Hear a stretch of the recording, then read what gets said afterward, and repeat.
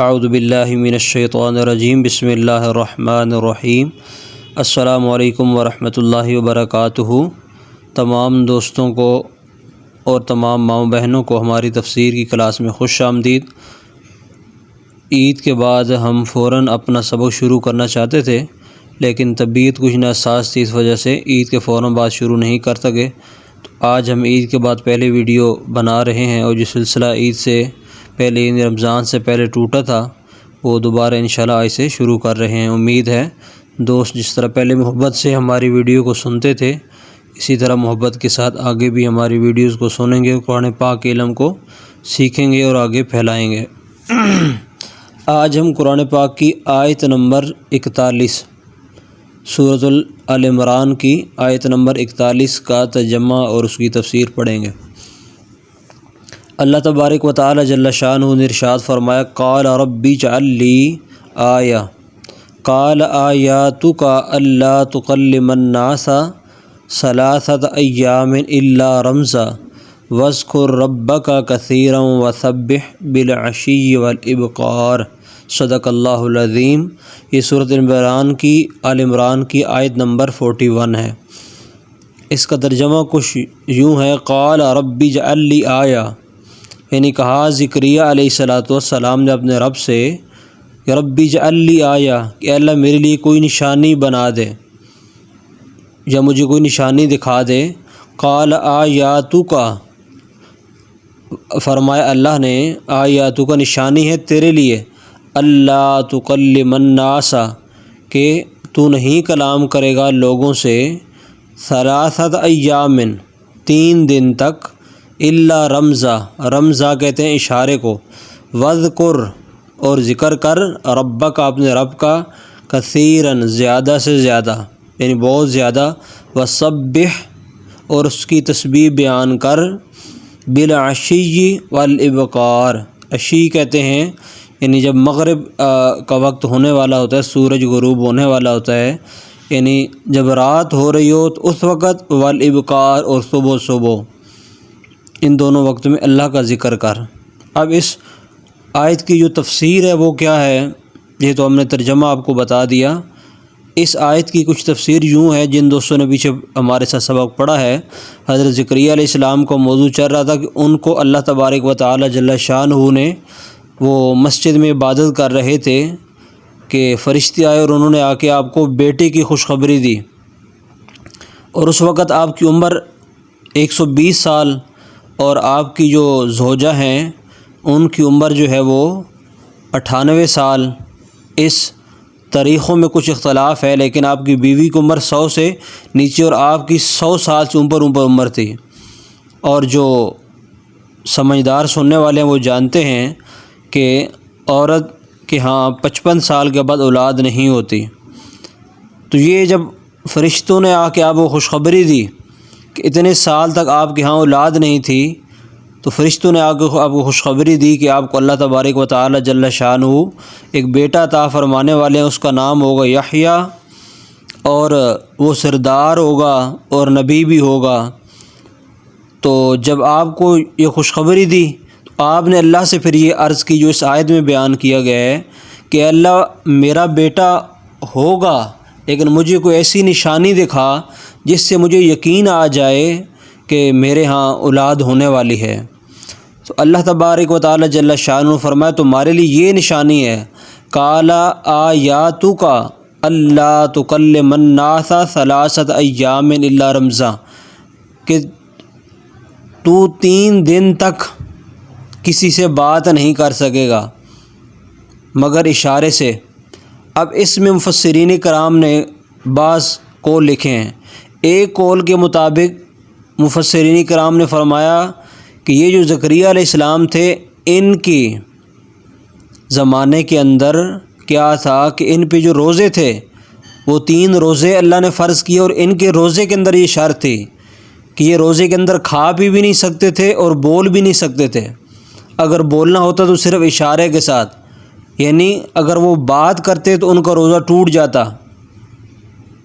ایسی صورت علماء نے مفسرین کرام نے لکھی ہے کہ ان پہ 3 روزے فرض کر دیے گئے، اور بعض مفسرین کرام نے زیادہ تر جو ہے انہوں نے یہ لکھا کہ آپ بول سکتے تھے لیکن آپ سے بولنے کی طاقت لے لی گئی اور آپ کو صرف اور صرف جو ہے وہ اشاروں کی طاقت دی گئی اور بول سکتے تھے، لیکن اس بولنے میں اللہ کا ذکر صرف آپ کر سکتے تھے۔ یہ نشانی تھی، یعنی آپ لوگوں سے کلام نہیں کر سکتے تھے عام کوئی بات، لیکن آپ اللہ کا ذکر کر سکتے تھے۔ تو یہ بھی اللہ تبارک و تعالی جل شانہ کی ایک شان ہے کہ وہ چاہے تو بندے کی زبان کو لوگوں سے بات کرنے کے لیے روک دے اور اپنے ذکر کے لیے کھلا رکھے۔ تو فرمایا یہ تمہارے لیے نشانی ہوگی جب تمہاری زوجہ حاملہ ہو جائیں گی تو پھر 3 دن ایسے آئیں گے کہ 3 دن تک تو لوگوں سے گفتگو ہی نہیں کر پائے گا، الا رمزا، مگر صرف اشارے کے ساتھ۔ زکریا علیہ السلام کو فرمایا کہ 3 دن تک تو لوگوں سے بات نہیں کرے گا مگر اشارے کے ساتھ۔ اب اس سے کچھ باتیں سمجھ بھی آئی، اور پھر وہ باتیں یہ جو آگے آیت کا حصہ ہے اسے ثابت ہوں گی کہ وَاذْكُرْ رَبَّكَ كَثِيرًا وَسَبِّحْ بِالْعَشِيِّ وَالْإِبْكَارِ، کہ تو اپنے رب کا کثیر یعنی زیادہ سے زیادہ اللہ کی تعریف اور حمد و ثنا بیان کر صبح اور شام۔ یعنی اللہ آپ کو اولاد دینے والا ہے تو اولاد کی خوشی میں، اور اولاد بھی سہلے، نیک اور نبی، اور پھر اللہ نے نام بھی بتا دیا، اور پھر اتنی عمر میں جب کسی کو اولاد مل ہی نہیں سکتی اس عمر میں آپ کو اولاد مل رہی ہے، تو فرمایا کہ آپ اللہ کا شکر ادا کریں۔ اس سے پتہ چلا جب اللہ کسی کو اولاد دے اس پہ اللہ کا شکر ادا کرنا چاہیے۔ جیسے ہمارے ہاں عام طور پہ ہوتا ہے کہ جب ہمارے ہاں کسی کے گھر پہلا بیٹا پیدا ہو جائے یا 3-4 بیٹیوں کے بعد بیٹا پیدا ہو جائے تو ہم اس کو یعنی کس طرح اس پہ یعنی غلط طریقے سے جشن مناتے ہیں، یعنی ناچنے والے، گانے والے، ڈھول باجوں والے، اور پیسے ان پہ لوٹا رہے ہیں۔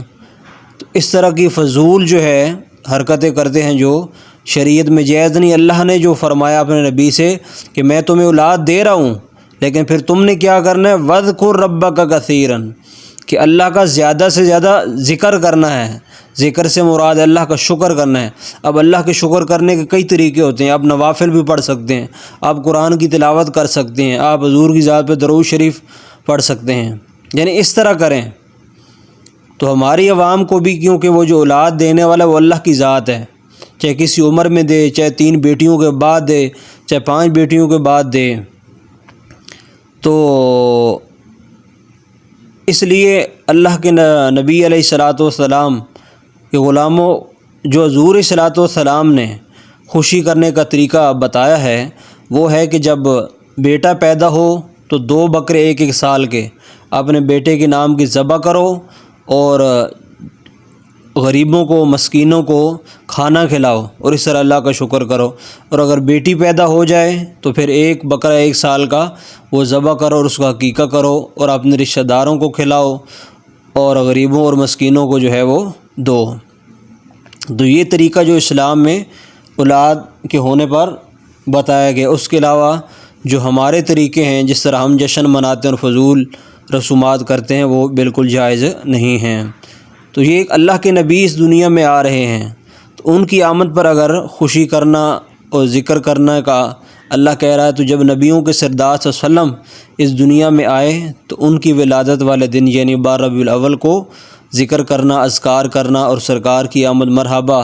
کے نعرے لگانا اور ذکر اذکار کی محفل سجانا، یہ بھی اس آیت سے ضمناً ثابت ہوتا ہے۔ اور آخر کا جو حصہ ہے وہ سبح بالعشی والابکار کے صبح اور شام کو اللہ کا ذکر کریں۔ تو ویسے تو سارا دن عبادات کچھ زوال کے اوقات میں منع ہے، ویسے ہر وقت آپ اللہ کا ذکر کر سکتے ہیں، لیکن جب صبح ہم اٹھتے ہیں تو اس وقت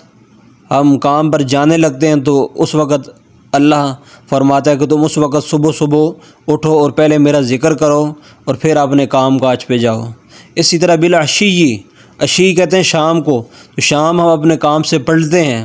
اور کھانا کھاتے ہیں، نماز پڑھتے ہیں، سونے کی تیاری کرتے ہیں، تو اللہ پھر یہی فرماتا ہے کہ تم سونے سے پہلے بھی میرا ذکر کرو، کیا پتہ تم سو اور پھر واپس اٹھو یا نہ اٹھو۔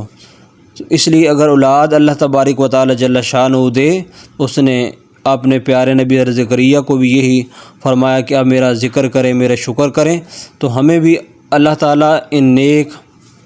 جو بندے ہیں اللہ ان کے نقش قدم پر چلنے کی توفیق عنایت فرمائے، اور جو بری رسومات ہیں ان سے بچنے، اور حضور کی جو سنت